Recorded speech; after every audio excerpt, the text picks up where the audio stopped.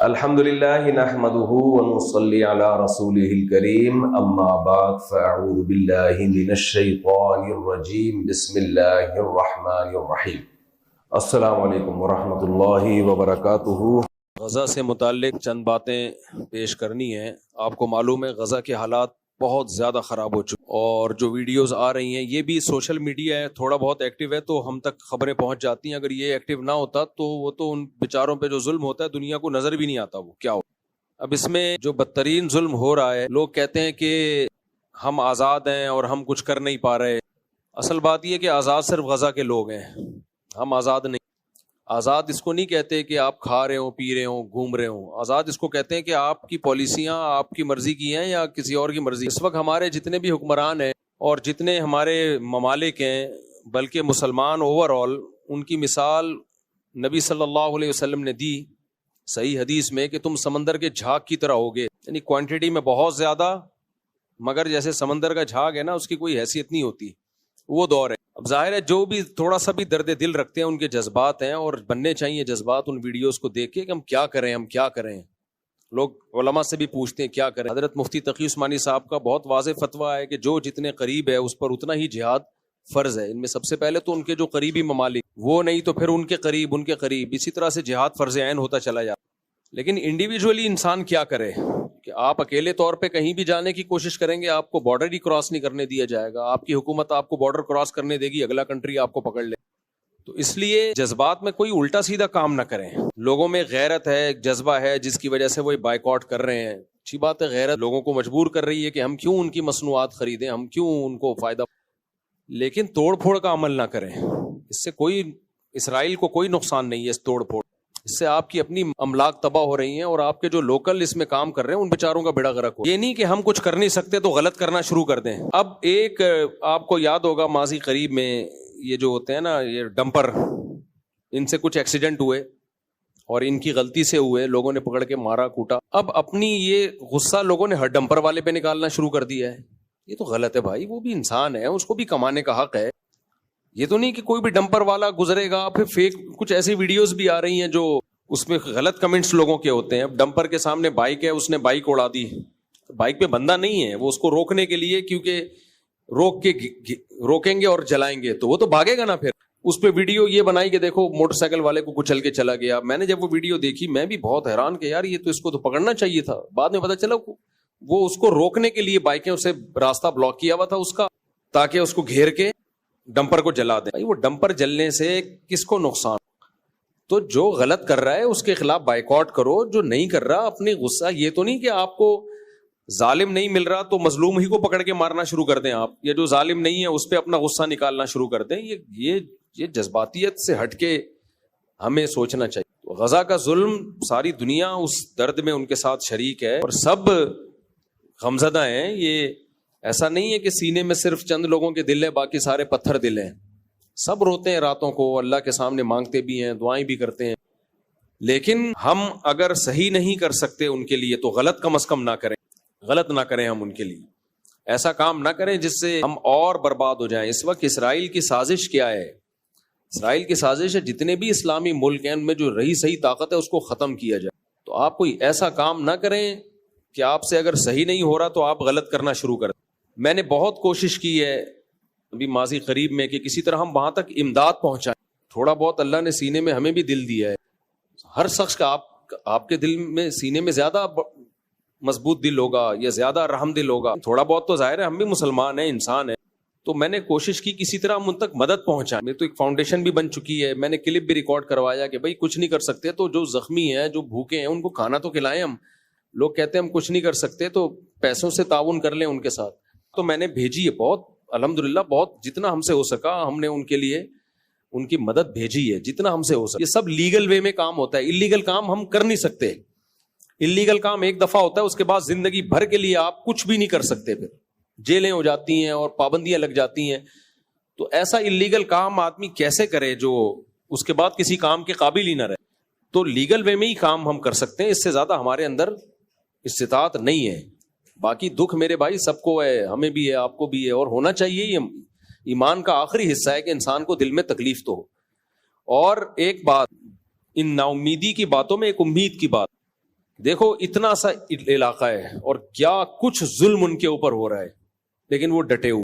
میں نے جو جنگی امور کے ماہرین ہیں ان سے سنا ہے کہ کبھی بھی فضائی بمباری کر کے نا کسی علاقے پہ قبضہ نہیں کیا جا سکتا. فضائی بمباری کر کے ہمیشہ اس کے لیے زمینی فورس چاہیے ہوتی ہے، جو آرمی چاہیے ہوتی ہے جو زمین پہ جائے. تو جہاں زمین کا معاملہ آتا ہے وہاں ان بدبختوں کو شکست ہوتی ہے. زمینی فورس کا جہاں، کیونکہ جو تیار ہے موت کے لیے اس پہ فتح ممکن نہیں ہے، اس کو نہیں فتح کیا جا سکتا. تو ایسا لگتا ہے کہ یہ معاملہ اب جائے گا تیسری جنگ کی طرف، جنگ عظیم کی طرف، تھرڈ ورلڈ وار کی طرف جائے گا. کیونکہ انہوں نے اگر دبنا ہوتا تو وہ بہت پہلے دب چکے ہوتے. وہ کہہ رہے مار دو بھائی، سب کو مار دو. تو یہ ہماری آزمائش ہے اللہ کی طرف سے کہ ہم کیا کر رہے ہیں ایسے موقع پہ. وہ تو جنگ جیت چکے ہیں. جیتنا کسے کہتے ہیں بھائی؟ ان کے بس میں جو تھا انہوں نے کر لیا ہے. تو کتنی بربریت، اور اسلام دنیا میں بہت تیزی سے پھیلنا بھی شروع ہوا ہے ظلم. اور دیکھو کافروں میں بھی کچھ درد دل رکھتے ہیں، سارے ایک جیسے کافر نہیں ہوتے. ناروے میں، یورپ میں اسلام بہت تیزی سے پھیل رہا ہے. وہ دیکھ رہے ہیں کہ یار یہ اتنی سی ایک جماعت ہے، بڑی بڑی طاقتیں مل کے ان کو قبضہ کرنے کی کوشش کر رہی ہیں، اور کتنے مہینے ہو گئے وہ قبضہ نہیں کر سکتے. تمام تر صلاحیتیں جھونک دی انہوں نے وہاں پہ، لیکن ایک بال زمین پہ قبضہ نہیں کر پا رہے. تو یہ ساری دنیا اندھی نہیں ہے بھائی، دنیا بھی دیکھ رہی ہے. کہ اللہ تعالیٰ ان مظلوموں کی فریاد سنے، ہماری فریاد سنے. اللہ ان کو اس ظلم سے نجات عطا فرمائے. اور قرآن میں اللہ نے یہودی کے بارے میں کہا یسعون فی الارض فسادا، یہ زمین میں فساد مچاتے رہے. یہودی بھی سارے ایک جیسے نہیں ہیں، ان میں بہت سے یہودی بھی نیوٹرل ہیں، وہ نہیں اسرائیل کی ان باتوں کو پسند کرتے. تو ایسا نہیں ہے کہ کوئی بھی یہودی ملے آپ اس کو مارنا کوٹنا شروع کر دو. سارے ایک جیسے نہیں. جب یہ سربیا کی جنگ ہو رہی تھی، بوسنیا کی جنگ جس میں سربی لوگ لڑ رہے تھے اور بوسنیا کے لوگوں سے، تو جو ظلم بوسنیا میں ہو رہا تھا، تو جو وہاں ٹرسٹی تھے جو مدد کر کے لیے گئے ہوئے تھے، انہوں نے ہمیں بتایا کہ اس ظلم کے خلاف بہت سے عیسائیوں نے آواز اٹھائی یہ غلط ہو رہا ہے. اور پراپر بعض نے تو خودکشیاں کر لیں کہ یہ مسلمانوں کے ساتھ غلط ہو رہا ہے. تو اس لیے ایسا نہیں ہے کہ کوئی بھی غیر مسلم ہو یا یہودی ہو آپ اس کو نقصان پہنچانا شروع کر دیں. بہت سارے یہودی اس کے خلاف ہیں، جو صہیونیوں کے خلاف ہیں بہت سارے. تو ایک مخصوص طبقہ ہے جو دنیا میں ڈکٹیٹر بنا ہوا ہے، دنیا کا باپ بنا ہوا ہے، اور وہ کسی کی نہیں سن رہا. وہ طاقت کے نشے میں ہے، اس نے بڑی بڑی طاقتوں کو اپنے ساتھ ملایا ہوا ہے، اور وہ قرآن کی پیشگوئی پوری ہو رہی ہے کہ یہ زمین میں کیا کریں گے، فساد مچائیں. اور ہمارے پاس قرآن کی واضح ہدایات ہیں. قرآن میں اللہ نے کہہ دیا ضربت علیہم الذلہ، ان پر ذلت مسلط کر دی ہم نے. تو کتنی بڑی موٹیویشن ہے ہمارے لیے. اللہ کہہ رہے ہیں میں نے ان بدبخت یہودیوں پہ جو یہ کچھ ظلم کر رہے ہیں ان پہ ذلت مسلط کر دی ہے قیامت تک کے لیے. سوال پیدا ہوتے ہیں تو بڑے طاقتور ہیں، یہ تو بمباری کیے جا رہے ہیں، کوئی ان کا ہاتھ نہیں روک پا رہا ہے، بے بس ہو چکے ہیں سب لوگ. تو دیکھو مفسرین نے لکھا ہے اور مورخین نے لکھا ہے کہ یہودیوں پہ ہمیشہ کوئی نہ کوئی مسلط رہا ہے جنہوں نے ان کو عبرتناک مزہ چکھایا ہے، عبرتناک سزا دی ہے. تو یہ جو وقتی عزت ہے نا، یہ بہت بڑی ذلت کا پیش خیمہ ہے. جب بہت زیادہ کسی کو ذلیل کرنا ہوتا ہے نا، تو اسٹیج پہ لا کے ذلیل کیا جاتا ہے، اس کے گھر میں نہیں مارا جاتا، اس کو لایا جاتا ہے، پبلک میں عزت دی جاتی ہے. دیکھو ایک آدمی دولہا بنا ہوا بیٹھا ہو اسٹیج پہ دلہن کے ساتھ، اور پولیس آ جائے اس کو اریسٹ کر کے لے جائے، کہتا ہے وہ کیا کہے گا، یار اس موقع پہ یہ کام نہ کرتے، گھر میں کر لیتے.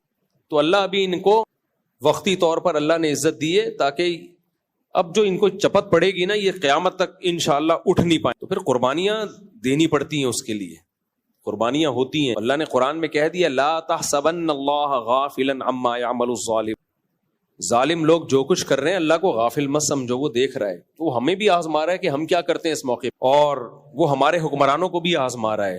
اللہ تنہا نہیں چھوڑے گا ان کو.